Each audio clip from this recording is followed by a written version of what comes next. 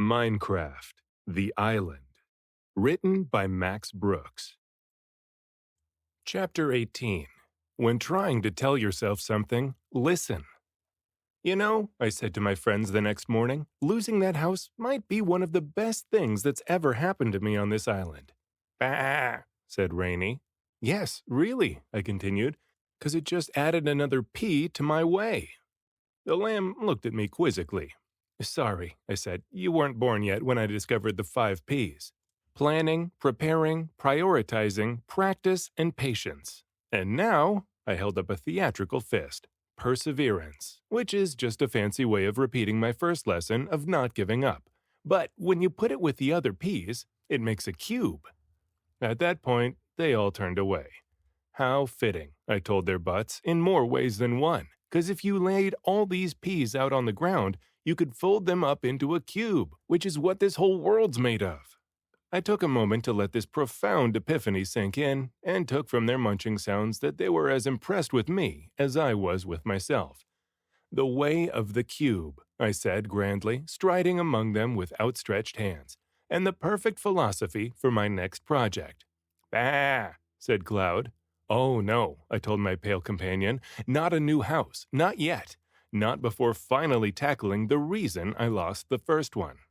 Looking up at the burned-out, waterfall-filled ruin on the hill, I asked, how long ago did I realize that torchlight prevents mob spawns? And how many times did I plan to light the whole island? But I never did it because I got distracted by other projects, and, to be honest, it seemed boring. And now look at the price I paid for it. No more. That house-destroying creeper taught me yet another priceless life lesson.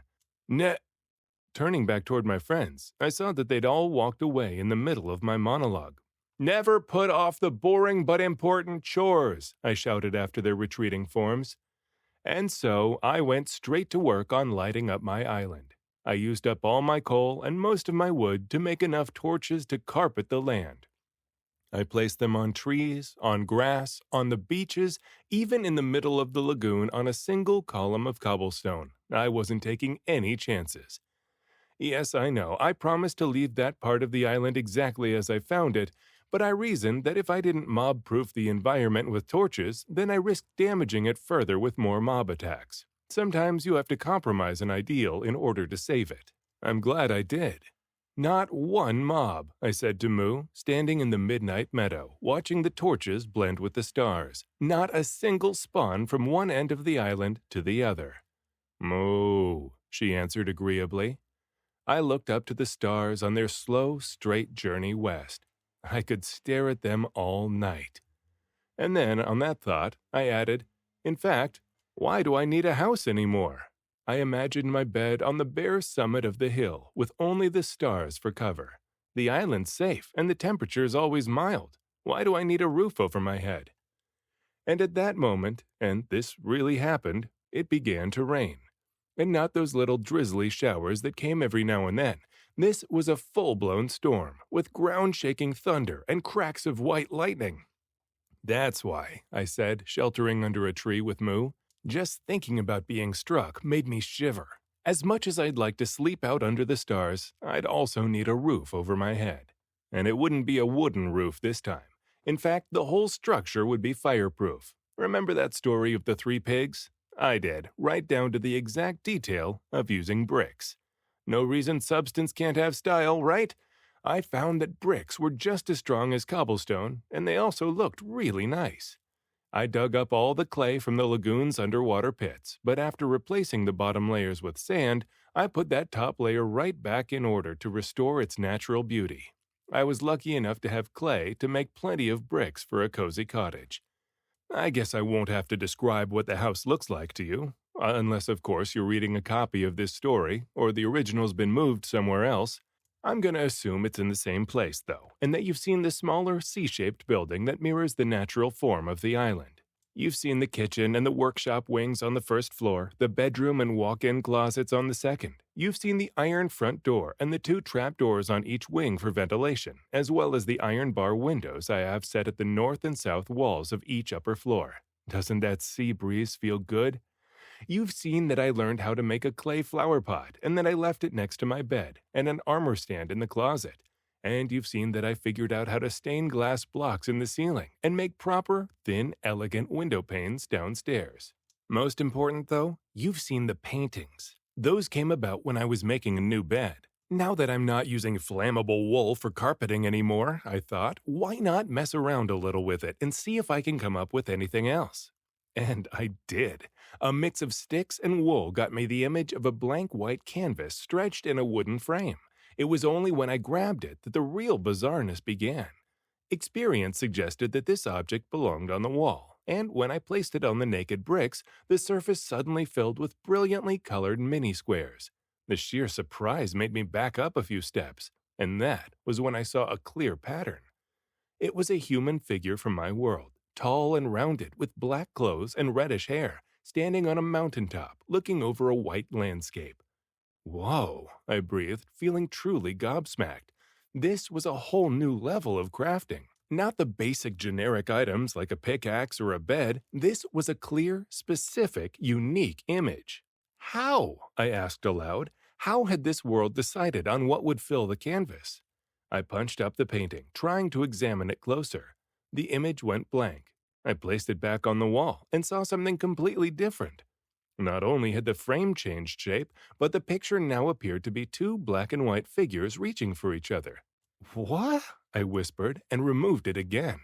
The third time, it kept the same horizontal frame, but changed the image to a very recognizable creeper.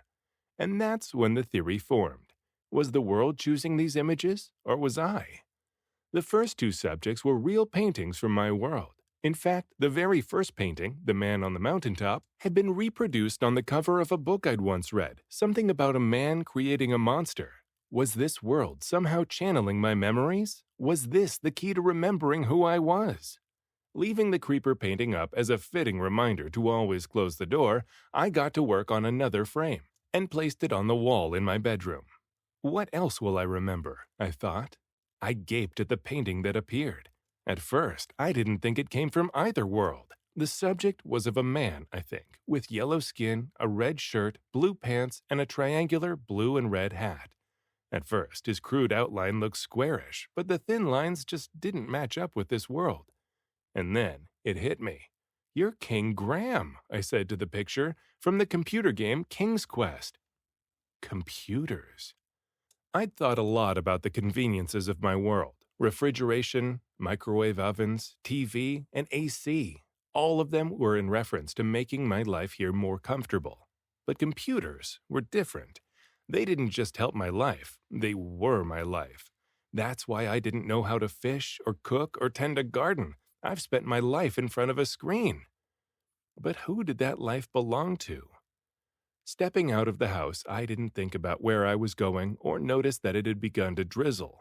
I didn't even realize that I'd begun humming a song from my world, the same one I'd remembered that horrible night on the island. "You may find yourself," I said aloud, meandering almost dreamily down the hill. As before, I couldn't recall all the lyrics. It was like trying to listen to a neighbor's radio through a wall. All I could do was come up with the same one from before. "And you may ask yourself," I sang to Moo, "well, how did I get here?" And then, looking down at my friend, I asked, "And why am I here?" It hadn't dawned on me up until that moment that there might be a conscious reason for my entry into this bizarre, blocky world. I'd either been too busy or, let's be honest, too unwilling to even think that someone, had intentionally taken me here. If there's a reason for me being here, I asked Moo, then what is it? Just saying it out loud made me uncomfortable. I could feel my neck muscles tighten, my stomach churn, and any peace I'd rebuilt with the new house evaporate like dead zombie smoke. Sensing my growing discomfort, Moo ventured a questing moo. "I don't know," I answered, at that moment despising those 3 terrifying words. I don't know why asking these questions is making me feel so small and scared. I mean, haven't I been working toward answering them all along? Wasn't that the reason for the grand strategy? The whole point of nailing down food, shelter, and safety was to give me the space to concentrate on the really big questions. And now that I've done all that, now that the moment's here, I suddenly felt like I was standing on a cliff, like when I'd almost fallen into the lava of the underground canyon. And just like during that terrifying ordeal, I backed way up into safety. Now that the moment's here, I said, pivoting into desperate denial, I deserve to enjoy it, right? Moo just looked at me. After all, I continued, those questions will still be here tomorrow or next week, right? I'm entitled to take a moment to smell the flowers or enjoy the sunset. And looking out at the appropriately setting sun, I concluded with, which is the perfect time to test my new hot tub. Walking back to the house, I could swear Moo's call sounded like, wait, we gotta talk about this. Sorry, I said, practically skipping away. Time for some me time. I'd rebuilt my hot water luxury over the foundation of my former chicken coop. Not only was it a heck of a lot safer than keeping live lava in the house, but the ocean breeze and now the rain made it a perfect location. Soaking in the steaming water, watching the sun dip between the clouds and the sea, I tried to enjoy this near-perfect moment. But it wasn't absolutely perfect. The questions had followed me into the hot tub. Who? Where? Why? I tried to close my eyes, to focus on the breeze and the rain. I tried concentrating on the chores of the next morning, like tending the replanted garden and repairing my armor and tools. I tried to imagine some new decorations, like rows of flowers or maybe a fountain.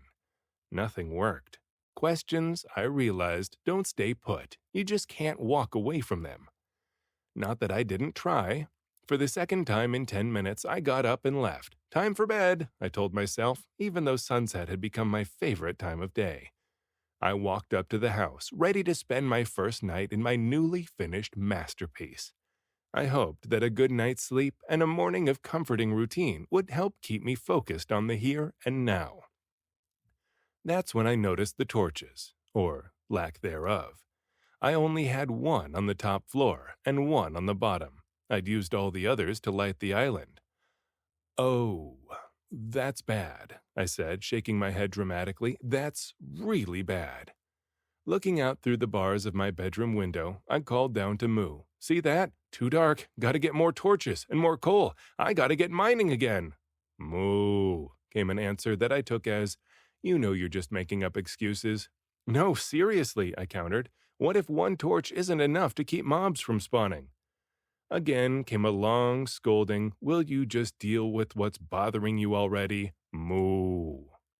Hold that thought, I said, reaching for my armor and tools. We'll talk later. Pickaxe in hand, sword and shield on my belt, and a healthy ration of bread and carrots in my pack, I made my way back down below the earth. Surveying the underground canyon made me realize how thoroughly mined out it was. Glittering ore caches had been replaced by gaping holes. The walls looked like some sort of hungry creature had taken huge bites out of them, which I guess wasn't that far from the truth. The side tunnels had been equally ravaged. Previously dark tubes were now well-lit passageways. And of course, the well-lit part was what I didn't want to think about. If I was really after coal for torches, I could have grabbed some ready-made ones right off the walls around me. For a moment, I seriously considered just doing that, taking a few torches, heading back home, and trying to find another way to avoid answering those really big questions. Gah. The groan actually brought a smile to my flat face. Gah. Somewhere down here, in some dark spot I'd somehow missed, was a distracting, delaying dead guy. Drawing my sword, I looked in every direction. I couldn't see anything at first. Gah! These groans sounded slightly different than usual, higher pitched. I listened carefully, thinking maybe it was a trick of the canyon, and then something came flying out of the darkness. I blanched as a miniature halfling baby zombie raced toward me from a small hole in the wall. And when I say raced, I mean raced. This little imp was fast. Before I could even raise flash, it had crashed onto me like a freight train. Flying back, I barely uttered a startled oof before it struck me a second time. And it wasn't just fast, it was tough. I don't know how many times I'd swung before Flash finally smoked it. What? I croaked, wolfing down food to heal the pain. Peering into the half-sea's hiding spot, I couldn't make out any treasure, no coal, iron, or anything else of value. What this opening did present, however, was a chance to pretend that I actually cared about exploring. I picked away a me-size opening and stepped cautiously through. I raised my shield, waiting for the inevitable arrow. It didn't come. I waited a few extra moments, listening for the groan of a zombie or the hiss of a spider. Nothing but silence. Stepping gingerly forward, I thought I saw an object in the light of the tunnel's entrance. It looked like a plant, or at least something plant-like, growing right out of the rock floor. Stepping closer, I could make out 3 short, stubby, tan-colored shrubs. My foot must have gotten too close to one, because it popped off the stone floor and up into my belt. Looking closer, I could see it was a mushroom. Ew, I grimaced, thinking that they were either poisonous or would make me see long-dead rock stars. What a change from my earlier time of starvation when I would have literally killed for one. And that's when I noticed the other light. I figured it had to be another lava pit, although the tunnel ahead was getting colder with each step. Guard up, weapon ready, I marched through the last few paces to a sharp descent in the tunnel. What I saw took my breath away. At the bottom of a rough, steep slope was a torch, not one of mine, attached to a wooden frame. "I'm not alone!" I exclaimed, ironically hearing only my own echo in reply.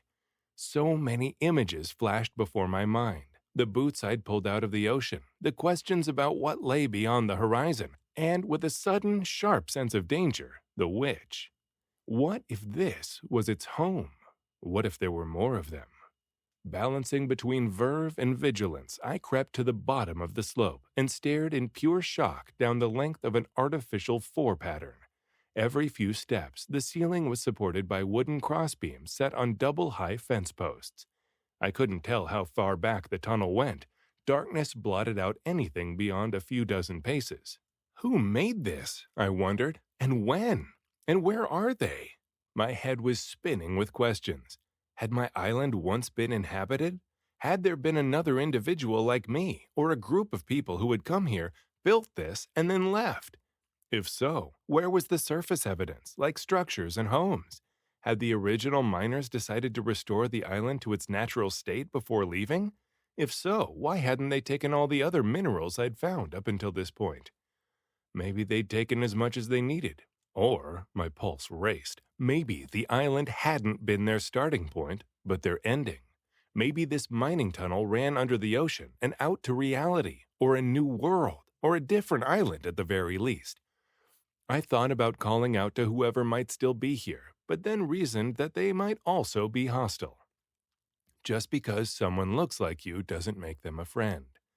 Once again, I came back to the theory of a witch's lair and decided not to advertise my presence. I noticed that the wood blocks and fence posts were oak, not birch, and since the former had been rarer up on my island before I, caused their extinction, maybe all this had been brought in from someplace else. I placed a torch farther down the wall and spied another peculiarity in the distance. There were sections of wood and metal crafted to make some kind of track.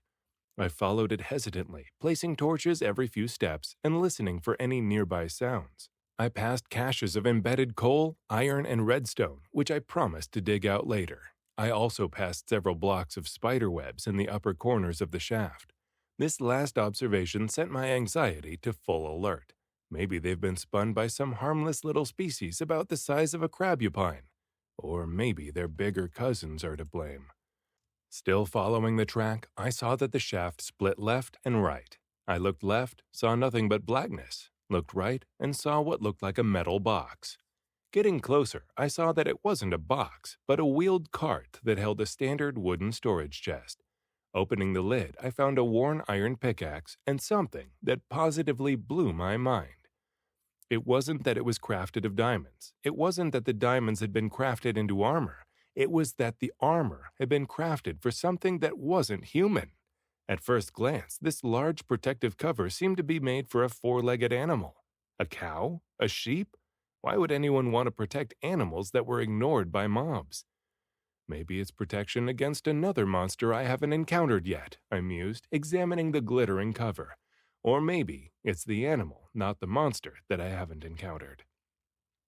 If the second theory was true, then it bolstered my original notion that these materials were coming from someplace beyond my island. Should I head back up to the surface and try this suit on my animal friends, or should I press on? Clickety-clack. There was my answer.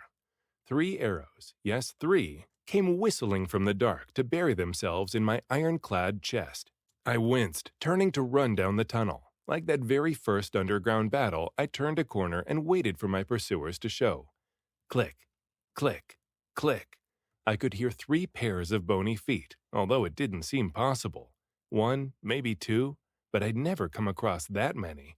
You're in for it, I told myself, and I surely was. No chance for a shield and strike maneuver here. No way to avoid looking like a wounded hedgehog. As the trio of archers came around the corner, I laid in with flashing, diamond-edged determination. You don't want to know how many arrows stuck out of my body by the end. I sure don't want to remember it. It was enough to devour the rest of my food and send me straight back up to the surface. Guys, I called to my 4-legged posse, this fit any of you? I took special care to hold up the diamond armor to both Moo and the sheep. Neither would accept it. So what do you think it's for? I asked them. A deer? A horse? A water buffalo?